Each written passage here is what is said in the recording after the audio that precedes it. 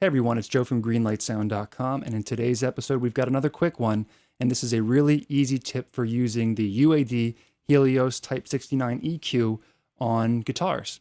And there's a really cool trick you can use with this EQ, but the one thing about it is you've got to use the legacy version of the UAD Helios. This is the legacy version, not the newer one.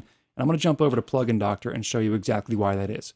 So here's the updated newer version of the UAD. This one's unison enabled, meaning you can track through it and get that preamp sound of the Helios and the EQ shaping, which is really cool if you're going to track through it. The legacy version you can't do that with, you can't track through, it's not unison enabled, but it does have one unique feature that's different. The Helios controls are kind of strange. You have the frequency selector on the positive side here and the negative side there, and then the actual gain you're adding or taking away with this knob.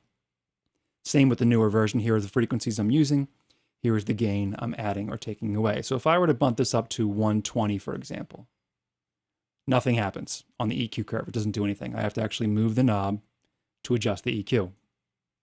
But if I take the legacy version and I just pop it on, I'm not adjusting the EQ gain at all. It automatically adds a nice subtle curve right down here. And that can really help beef up guitars. It's a really wide Q. It's a big curve, but that can add some nice low end to guitars just by turning that bass band on.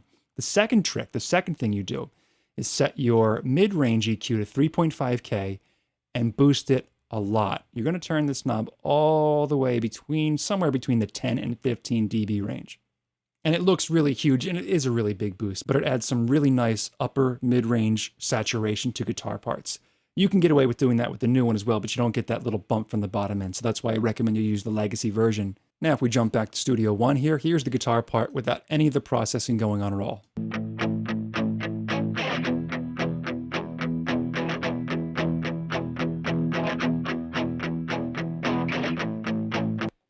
It's a nice sound, but we could benefit from some of that chunkiness that just that little bass boost will get. So I'm going to move it up to 100 hertz. Remember, I'm not moving this gain setting at all. I'm just turning it on.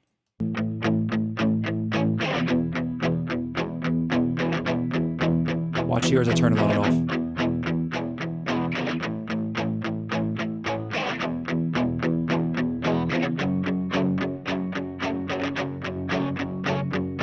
It's a subtle thickening, but it is nice to kind of beef up that lower end of the guitar part. Now we're going to add that 3.5K big boost to it.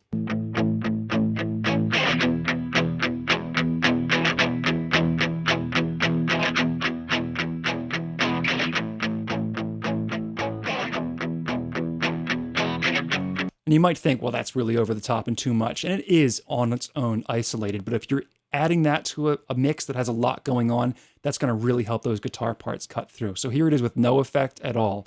No bass boost, no upper mid boost.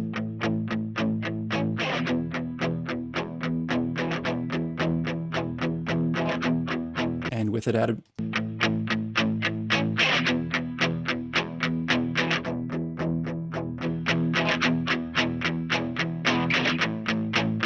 and if that's too much, you can bring it back, but you won't get the same amount of saturation.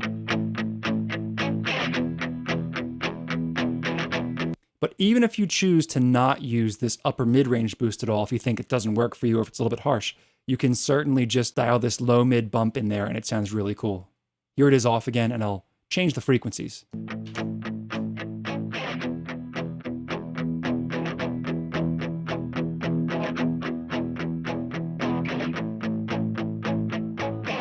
It works best on 60 or 100 hertz, I think, for guitars.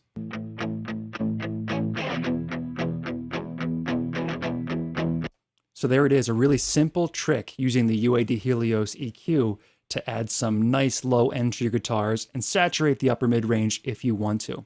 If you have any questions or comments, let me know in the comment section down below. Don't forget to subscribe if you haven't done so already, and I'll see you in the next one.